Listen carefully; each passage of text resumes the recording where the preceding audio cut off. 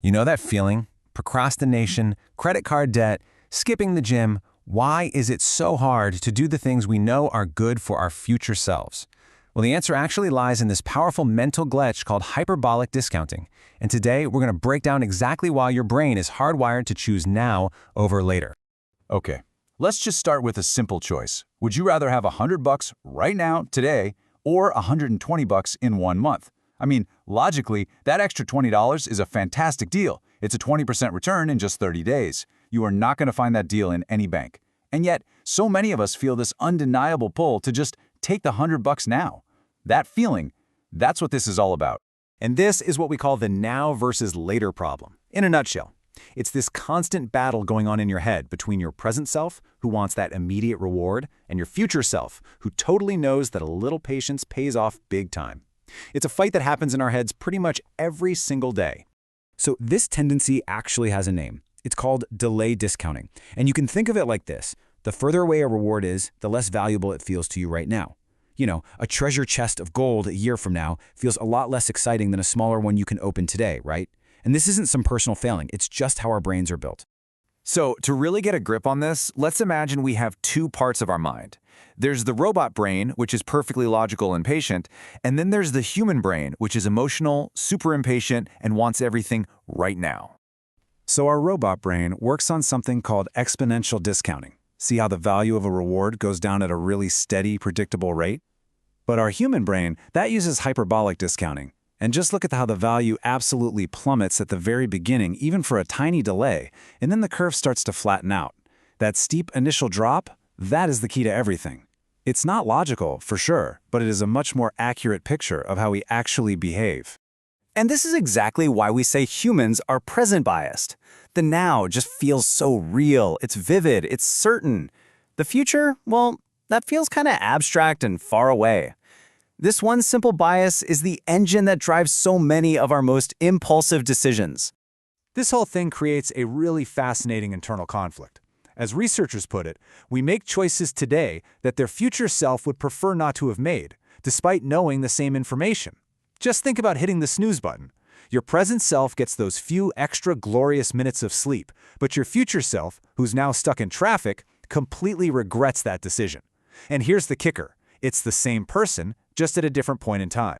Now, the most powerful proof of this whole bias is something called a preference reversal.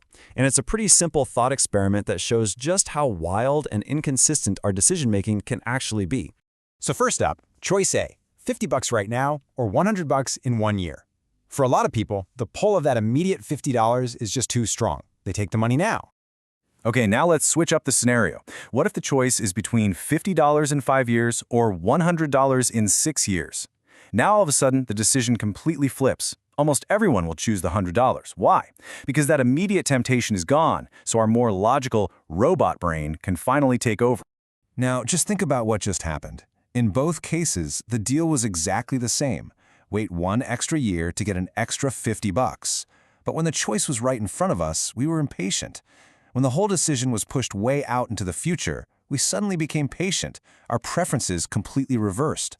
That flip-flop, that is the classic signature of hyperbolic discount. And get this isn't just some weird human quirk. The very first experiments to show this preference reversal weren't even done on people. They were done on rats and pigeons. So it really seems like this bias for the now is a deeply ingrained fundamental part of how animal brains, including ours, make choices. So just how impatient are we, really? Well, the numbers behind that steep initial curve are pretty shocking, to be honest. A classic study on this reveals just how extreme our bias is. To get someone to wait just 3 months for a reward, the payoff had to be the equivalent of a 277% annual interest rate. That is absolutely insane. But as the delay gets longer, that interest rate we demand drops dramatically. It's like all of our impatience is packed into the immediate future. So this is the key takeaway right here. That steep initial drop is where all the trouble starts. It's the reason we procrastinate on that big project, choose a donut over our diet, or swipe a credit card without even thinking about the bill that's coming later. So let's bring this back to the real world. I mean, this isn't just some abstract theory. It has huge, real consequences for our health, our finances, and our general well-being. Think about it. Procrastination is pure hyperbolic discounting in action. You're choosing the immediate pleasure of doing nothing over the future reward of having a task done. Racking up credit card debt?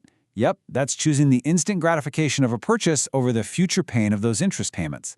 It's the exact same pattern behind having trouble saving for retirement, substance abuse, and even things like gambling. And the link here is especially strong when it comes to addiction. Research shows that people with drug dependence and pathological gamblers discount the future at incredibly high rates. For them, the pull of the now is just so powerful that the long-term consequences barely seem to register. It really helps explain why it can be so unbelievably hard to break those cycles. So, to sum it all up, this isn't about being weak or lazy. Hyperbolic discounting is a feature, not a bug of our brain's operating system. We are literally wired for immediate rewards. The challenge is that in our modern world, our success and happiness often depend on making choices for a person we barely know, our future self. So, I'll leave you with a final thought. Knowing about this powerful, invisible pull of the present, what is one small promise you can make to your future self today to give them a slightly better tomorrow?